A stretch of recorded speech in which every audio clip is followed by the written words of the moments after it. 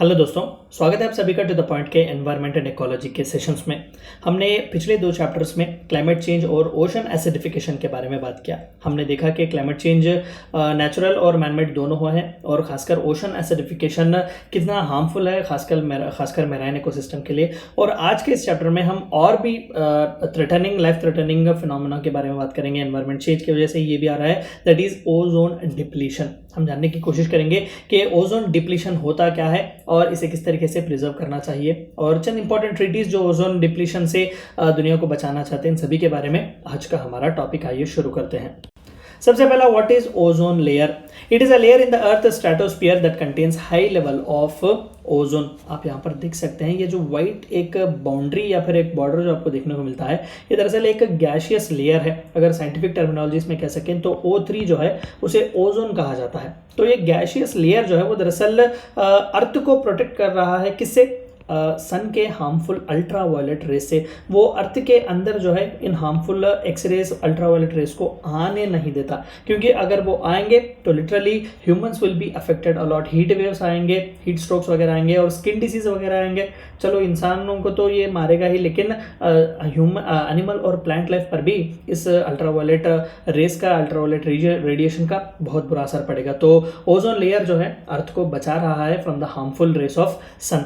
This layer protects the earth from the sun's harmful ultraviolet radiations. It absorbs nearly 97 to 99% of the ultraviolet radiations from the sun. तो आप देख सकते हैं literally पूरे इन harmful radiations को ये बचा रहा है। लेकिन अगर ये कहीं ना कहीं डिप्लीट हो जाए या फिर ये खत्म होने लग जाए तो आप देख सकते हैं कि डायरेक्टली अर्थ पर जो है, अर्थ के सरफेस पर जो है ये अल्ट्रावायलेट रेस पड़ेंगे और कितना ही एडवर्स इफेक्ट होगा इस अल्ट्रावायलेट रेस का अर्थ पर। In the absence of ozone layer, millions of people would affected by skin diseases including cancer and weakened immunity system. महज स्किन डिसीजेस, हीट स्ट्रोक वगैरह नहीं, कैंसर जैसी एक डेडली बीमारी भी इन अल्ट्रावायलेट रेडिएशन से आती है। इम्यून सिस्टम पर भी ये जो है पूरी तरीके से मार करता है। आप यहाँ पर देख सकते हैं थोड़ा बहुत डिप्लीशन इन्होंने दिखाया हुआ है कि किस तरीके से ओजोन लेयर जो है वो स्लोली डिप्लीट हो रहा है। ओजोन लेयर डिप्लीशन, तो ये एक बहुत इंपॉर्टेंट थ्रेट है। Ozone layer depletion refers to the thinning of protective ozone layer in the atmosphere, जो कि वो गैशियस लेयर जो हमने देखा वो थिन होते आता है, यानी कि जो थिकनेस में है वो बारीक होते आता है। And literally at one point of time it will no more exist, वो गायब ही हो जाएगा। तो तब आप देख सकते हैं कि कितना इफेक्ट होगा इन अल्ट्रावायलेट रेडिएशंस का। This happens when certain chemicals come into contact with the ozone and destroy it. Of course यहाँ पर भी ह्यूमन इंड्यूस्ड एक्टिविटीज हैं, ग्रीन हाउस गैसेस जिसे हम कहते हैं, खासकर ओजोन डिप्लीटिंग सब्सटेंसेस जो कि क्लोरोफ्लोरोकार्बन्स और हाइड्रोफ्लोरोकार्बन्स, जिनके बारे में हमने पिछले चैप्टर्स में भी बात किया, they are the one which are responsible for the ozone layer depletion. Chemical compounds that cause ozone layer depletion are called ozone depleting substances. ODS इन्हें कहा जाता है। जैसे कि examples of ODS are chlorofluorocarbon CFCs, hydrochlorofluorocarbons HCFCs, carbon tetrachloride, methyl chloroform, hydrobromofluorocarbons, halons etcetera, ये सभी जो है ODS कहा जाता है इन्हें, ओजोन डिप्लीटिंग सब्सटेंसेस। जब ये ओजोन से रिएक्ट करते हैं, जब केमिकली ये जो रिएक्ट करते हैं तो ये ओजोन को थिन करते हैं और डिस्ट्रॉय करते हैं। और मैंने तो पिछले चैप्टर में भी कहा कि हाइड्रोफ्लोरोकार्बन्स और क्लोरोफ्लोरोकार्बन्स लिटरली जब आप AC रेफ्रिजरेटर्स वगैरह भी इस्तेमाल करते हैं तो एटमॉस्फेयर में रिलीज होते हैं। Chlorofluorocarbons are the most abundant ozone depleting substances found. The indiscriminate use of these chemicals causes ozone layer depletion. तो हद से ज्यादा इन क्लोरोफ्लोरोकार्बन्स का इस्तेमाल करना भी ओजोन को डिप्लीट कर रहा है।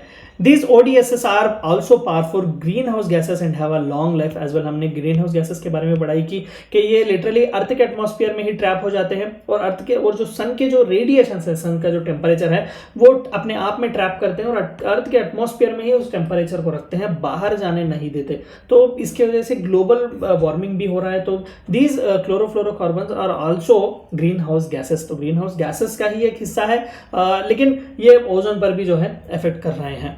There are few natural causes also which cause ozone depletion, such as volcanic eruption, sunspots and stratospheric winds. However, these do not cause more than 1 or 2% of ozone depletion. Climate change में मैंने already कहा कि climate change natural है, उसमें किसी भी तरीके का इंटरफेरेंस जरूरत नहीं है, लेकिन climate change हार्मफुल उस वक्त है, थ्रेटनिंग उस वक्त है जब उसका रेट डबल या ट्रिपल हो जाता है because of human induced activities. 10 times ज्यादा बढ़ जाता है climate change when humans anthropogenic factors play the very game. तो यहाँ पर भी नेचुरल फैक्टर्स भी हैं, वॉल्केनिक इरप्शंस की वजह से भी कई केमिकल कंपाउंड्स वो रिलीज होते हैं, केमिकली रिएक्ट करते हैं, ओजोन को डिप्लीट करते हैं। सन स्पॉट्स वगैरह भी होते हैं, स्ट्रेटोस्फियरिक विंड्स जो बहुत ही पावरफुल होते हैं स्पेस में, इनकी वजह से भी जो है ओजोन डिप्लीट होता है, थिन होता है, लेकिन they are not much harmful when we compare with human factors.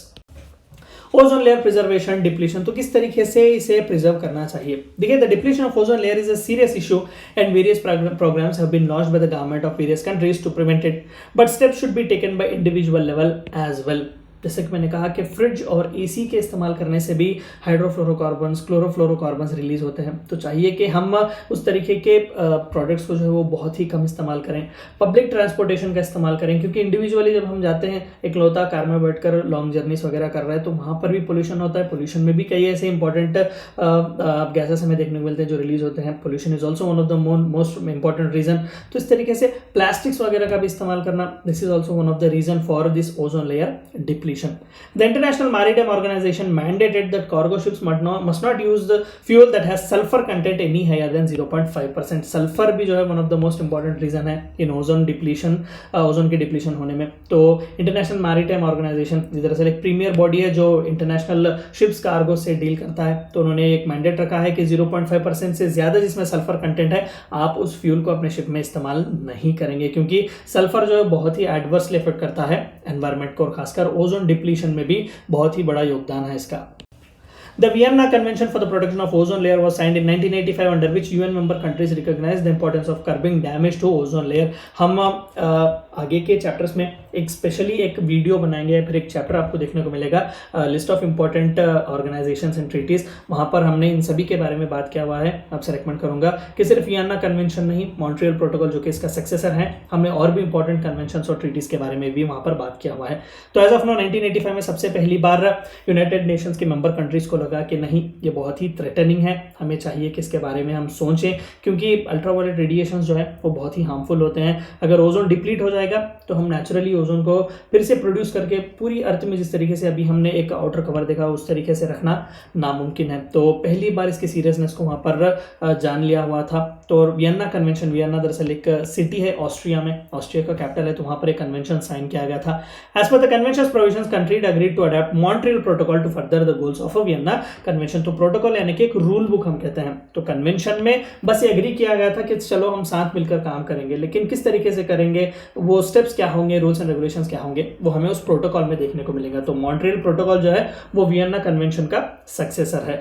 Montreal दरअसल कनाडा में एक सिटी है, तो ये प्रोटोकॉल वहां पर साइन किया गया था, which was signed in 1987 and entered in force in January 1989। तो 85 में कन्वेंशन साइन किया गया था ओजोन प्रोटेक्शन के लिए, 87 में हमें रूल बुक देखने को मिली, that is Montreal protocol. The protocol gives provisions to reduce the production and consumption of ozone depleting substance in order to protect the ozone layer. A to Z किस तरीके से हमें कंट्रोल करना चाहिए इन ozone depleting substance को, किस तरीके से कंट्रीज रेगुलेट करने चाहिए, लीगली बाइंडिंग जो प्रोविजंस होते हैं वो सभी क्या है, नेशनल लेवल में लॉस खासकर ओजोन को प्रोटेक्शन के लिए किस तरीके से करने चाहिए, इन सभी के बारे में मॉन्ट्रियल प्रोटोकॉल बात करता है। Efforts on an individual level can be as follows. तो एक इंडिविजुअल कर क्या सकता है एफर्ट्स इस ओजोन को डिप्लीट होने से बचाने के लिए। अवॉइड यूजिंग पेस्टिसाइड्स, पेस्टिसाइड्स में भी DTD हमें देखने को मिलता है, बहुत ही एक हार्मफुल कंटेंट है।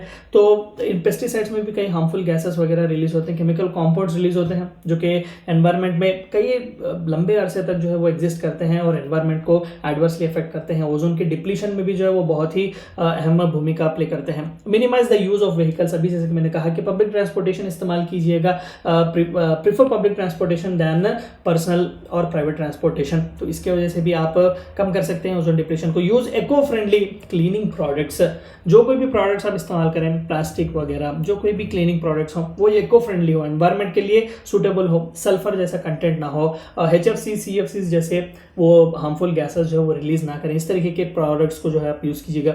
The use of nitrous oxide should be prohibited.